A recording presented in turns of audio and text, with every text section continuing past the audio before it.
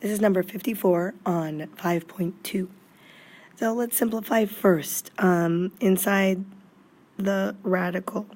So the n18 n squared, that'll simplify to, you subtract the exponent, so that becomes n to the 18 minus 2.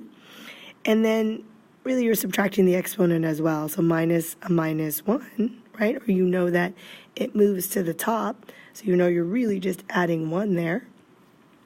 So this simplifies to 8th root of n to the 16th p to the 8th. And then you want to break it down more. You can say this is n8, n8, p8. And we know that in order for them to come out, they're perfect roots. They have to have 8 of them.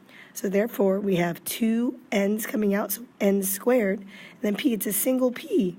So because it's an even index, it has to be positive. So you have to restrict it by saying that, or at least write it, so that way you have the absolute value of p.